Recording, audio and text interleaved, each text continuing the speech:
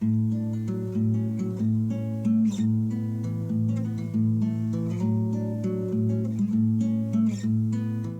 everybody, welcome back to Conscientious Omnivore. My name is Pal.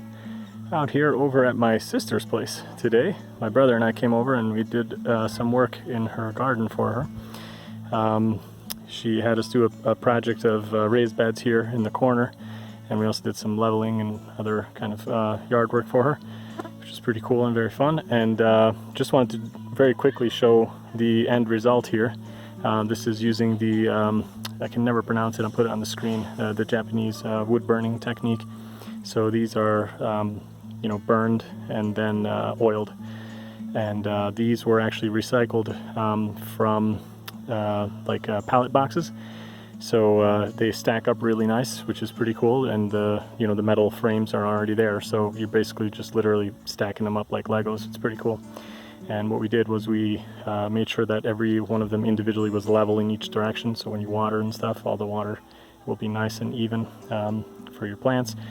And visually as well, we left enough space so that they look nice, and also so that you know, you can get between there conveniently. So right now the boxes are basically ready for adding some topsoil at the end. What we had is cardboard at the bottom, just a bunch of yard clippings and, you know, grasses and waste and, you know, green waste and stuff like that, and then basically filled it up with the spent mushroom substrate. And then there's going to be some topsoil added at the top, just like on the back ones there, but more is going to be added, and then it'll be ready for planting. So I just figured I'd show that to you guys. A lot of people have been using this technique. I've seen videos by James Prigioni as well, which is really cool. But this technique is a really ancient, old technique. I think the version that I always see referred to is like used by the Japanese. But I know here in Hungary they've used the same kind of technique on the edges of houses, like for the timber framing that sticks out and is exposed. So it's definitely something that is probably used in multiple cultures around the world. I'm always interested by these kinds of things that in disparate regions people end up using the same kind of technique. It's pretty cool.